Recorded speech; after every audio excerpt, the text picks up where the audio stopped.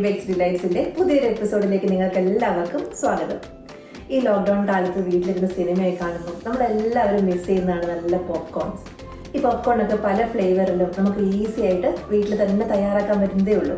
അപ്പോൾ ഇന്ന് നമ്മൾ ചെയ്യാൻ പോകുന്നത് നല്ല സ്പൈസി ആയിട്ടുള്ള ഒരു പോപ്കോൺ, പിന്നെ കാരമലൈസ്ഡ് പോപ്കോൺ പല ഫ്ലേവറിലും. അപ്പോൾ ഇതൊക്കെ നമുക്ക് തയ്യാറാക്കുന്നത് എങ്ങനെയാണെന്ന് നോക്കാം. ഈ പോപ്കോൺ കേർണൽസ് നമുക്ക് ഇതുപോലെ തന്നെ മാർക്കറ്റിൽ നിന്ന് വാങ്ങാൻ കിട്ടുന്നതാണ്. ഇത് ഏകദേശം ഒരു 100 ഗ്രാം അല്ലെങ്കിൽ ഒരു അരക്കപ്പുണ്ട്. ഇത് ആദ്യം നമുക്ക് പോപ്പ് ചെയ്തെടുക്കണം. അതിന് വേണ്ടിയിട്ട് ഞാനൊരു ഇച്ചിരി കട്ടിയുള്ള പാത്രം വെച്ചിട്ടുണ്ട്. ഇത് നല്ലോണം ചൂടാക്കിയിട്ട് ഇതിലേക്ക് കുറച്ച് ഓയിൽ, ഒരു 2-3 ടേബിൾ സ്പൂൺ ഓയിൽ മതി, ഒഴിച്ചു കൊടുക്കാം. പിന്നെ ഓയിൽ നന്നായിട്ട് ചൂടായിട്ടുണ്ട്. ഇനി ഞാൻ ഇതിനകത്ത് ഇട്ടിട്ട് നന്നായിട്ട് ഓയിലിൽ നന്നായിട്ട് ഇങ്ങനെ വരുന്നത് പോലെ നമ്മളൊന്ന് ഇളക്കി കൊടുക്കുക. അതിനുശേഷം നമുക്കതിൻ്റെ ലിഡ് വെച്ച് ഒന്ന് കവർ ചെയ്യാം. ഇത് പോപ്പ് ചെയ്യാൻ തുടങ്ങിയിട്ടുണ്ട്. ഇതിന് ഇടയ്ക്ക് നമ്മൾ ഒന്നിങ്ങനെ ഇളക്കി കൊടുക്കണം.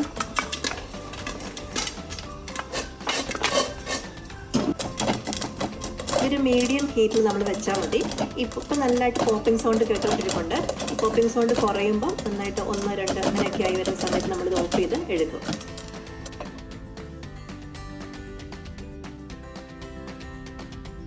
ആദ്യം നമുക്ക് സ്പൈസി പോപ്കോൺ തയ്യാറാക്കാം. ഇതിപ്പോൾ ഞാൻ തീയെല്ലാം ഓഫ് ചെയ്തു. ഇതിൻ്റെ ഒരു 1/3 ഭാഗം മാത്രമേ എടുത്തിട്ടുള്ളൂ. ഇപ്പം ഇതിലേക്ക് നമുക്ക് ആവശ്യമുള്ള ഉപ്പിട്ട് കൊടുക്കാം, മുളക് പൊടി ഇട്ട് കൊടുക്കാം, കുറച്ച് ചാട്ട് മസാല ഇട്ട് കൊടുക്കാം. ഇനി ഇതിലേക്ക് നമ്മൾ ഒരു ടേബിൾ സ്പൂണോളം മെൽറ്റഡ് ബട്ടർ ഒഴിച്ചു കൊടുക്കുന്നു. ഈ മെൽറ്റഡ് ബട്ടർ രണ്ടാമത് നമ്മൾ ആഡ് ചെയ്യുമ്പോഴാണ് ഈ പൗഡറെല്ലാം, സ്പൈസി പൗഡറെല്ലാം ഇതിൽ നന്നായിട്ട് പറ്റി ചേർന്നിരിക്കുകയുള്ളൂ. അപ്പോൾ ഇത്രയേ ഉള്ളൂ നമ്മുടെ സ്പൈസി പോപ്കോൺ തയ്യാറായി കഴിഞ്ഞു. ഇനി ഈ പാത്രത്തിലേക്ക് ഞാൻ ഷുഗർ ആഡ് ചെയ്യുകയാണ്. ഈ ഷുഗർ 100 ഗ്രാം ഞാനിപ്പോൾ എടുത്തിട്ടുണ്ട്. നമുക്ക് എത്രത്തോളം കാരമലൈസ്ഡ് ആവണം നമ്മുടെ പോപ്കോണിനനുസരിച്ച് നമുക്ക് ഷുഗർ കൂട്ടുകയും കുറയ്ക്കുകയൊക്കെ ചെയ്യാം. ഇതിപ്പോൾ 100 ഗ്രാം ഉണ്ട്.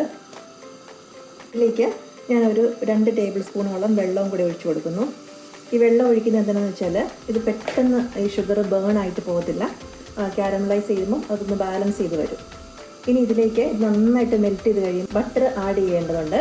ബട്ടർ എടുക്കേണ്ടത് ഇതിൻ്റെ പകുതിയാണ്. എത്രത്തോളം നിങ്ങൾ ഷുഗർ എടുക്കുന്നുണ്ടോ അതിൻ്റെ പകുതി വെയിറ്റിലുള്ള ബട്ടർ എടുക്കുക. അപ്പോൾ ഞാനിവിടെ 100 ഗ്രാം ഷുഗറും 50 ഗ്രാം ബട്ടറുമാണ് എടുത്തിരിക്കുന്നത്. കാരമലൈസ്ഡ് കോക്കനട്ട് ഫ്ലേവറിലും കാരമലൈസ്ഡ് നട്ട്സിൻ്റെ ഫ്ലേവറിലും ഉള്ള 2 ടൈപ്പായിട്ട് നമുക്ക് ചെയ്യാം. അപ്പോൾ അതിന് വേണ്ടിയിട്ട് ഒരു ബൗളിലേക്ക് ഞാൻ കുറച്ച് ഡെസിക്കേറ്റഡ് കോക്കനട്ട് ഇങ്ങിട്ട് കൊടുക്കുന്നു. ഇതൊക്കെ നമ്മളുടെ ടേസ്റ്റ് അനുസരിച്ച് നമുക്ക് കൂട്ടുകയും കുറയ്ക്കുകയും ചെയ്യാം. ഇതിപ്പോൾ ഇളക്കേണ്ട കാര്യമില്ല, ഇങ്ങനെ ഇട്ട് കൊടുക്കുക.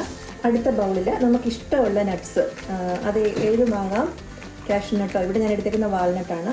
ഒരു ലൈറ്റ് ഗോൾഡൻ കളറായി കഴിയുമ്പോഴേക്കും നമ്മളിതിലേക്ക് നമ്മുടെ ബട്ടർ ആഡ് ചെയ്ത് കൊടുക്കണം. ബട്ടറൊക്കെ മെൽറ്റ് ചെയ്ത് നല്ലൊരു ഗോൾഡൻ കളർ ആകുമ്പോഴത്തേക്കും നമ്മൾ തീ പതുക്കെ ലോ ആയിട്ട് വെച്ചിട്ട് കുറച്ച് ഒരു 1/4 ടീസ്പൂണോളം ബേക്കിംഗ് സോഡ ഇട്ട് കൊടുക്കണം. അതിൻ്റെ കൂടെ തന്നെ കുറച്ച് വാനില എസൻസ് കൂടെ ആഡ് ചെയ്യണം.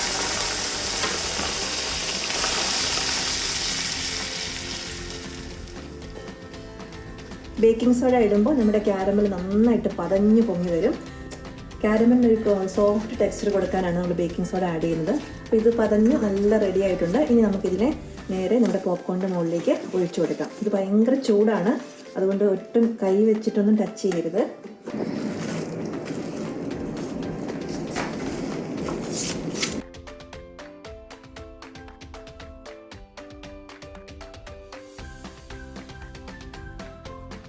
നമ്മൾ യൂസ് ചെയ്ത ബട്ടർ അൺസോൾട്ടഡ് ആണെങ്കിൽ നമ്മൾ കുറച്ച് സോൾട്ട് കൂടെ ഇതിൻ്റെ മുകളിൽ ഒന്ന് സ്പ്രിങ്കിൾ ചെയ്ത് കൊടുക്കണം.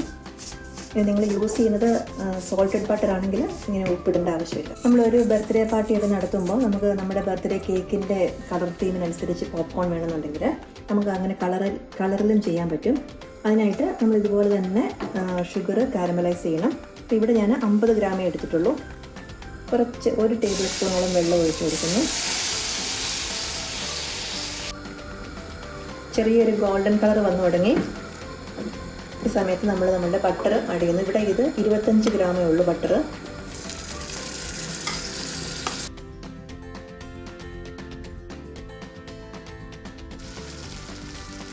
ഈ സമയത്ത് നമുക്ക് ഒരു 1-2 ഡ്രോപ്പ് ജെൽ കളർ ഒഴിച്ചു കൊടുക്കാം.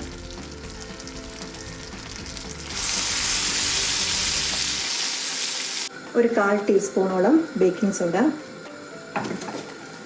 ബേക്കിംഗ് സോഡ ഇട്ട് കഴിയുമ്പോൾ നന്നായിട്ട് പതഞ്ഞ് വരും.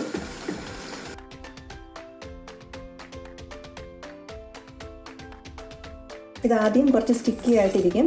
നമ്മളത് കുറച്ച് നേരം കഴിയുമ്പോൾ നല്ല ക്രിസ്പി ആയിട്ട് മാറും തണുത്ത് കഴിയുമ്പോഴത്തേക്കും.